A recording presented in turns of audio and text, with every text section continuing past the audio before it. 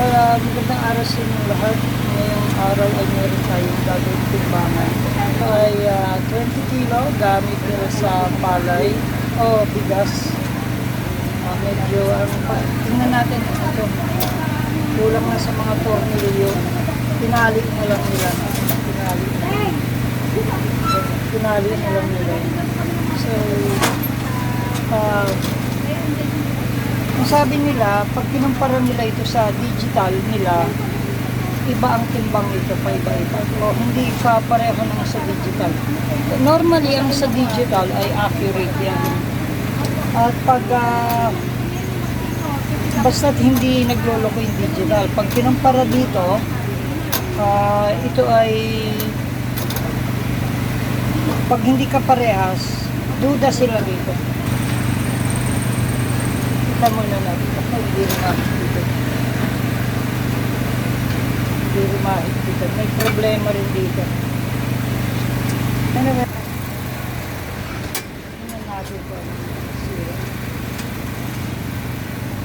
Medyo itinatong natin sila sa nakapatong sa timbangan at wala nang space kasi. Medyo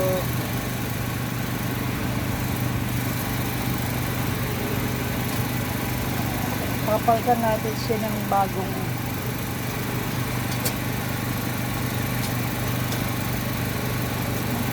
pinali na lang.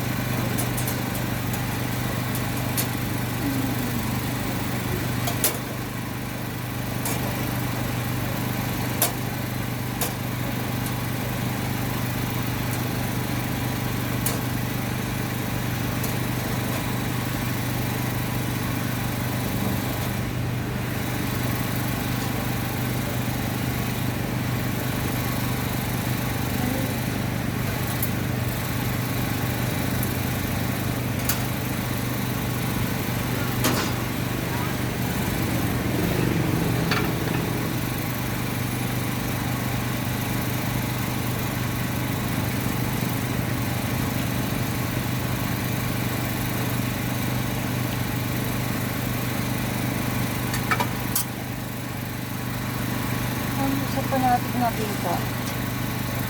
Ito ay yung magalaw. Ngayon pa lamang siya mabubuksan. Dito sa harap namin mayroong may generator. Kaya maingay. At sila ay nagpapaserox dahil ayan, tingnan natin. Maagiw.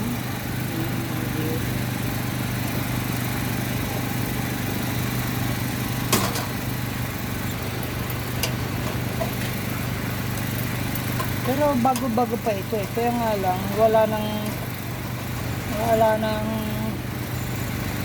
na siyang salamin. Kasi yung salamin nito plastic.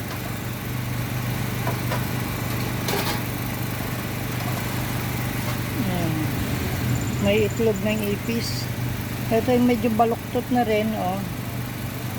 Mabibigat yung kinakarga o tinitimbang. Maagiw siya.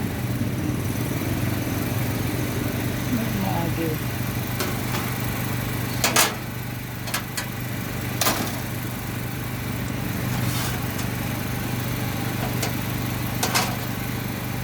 Kapag ang timbangan ay iba na ang timbang, ika-calibrate ko siya. O ibig sabihin, aayusin yung timbang niya. Hihigpitan natin ito.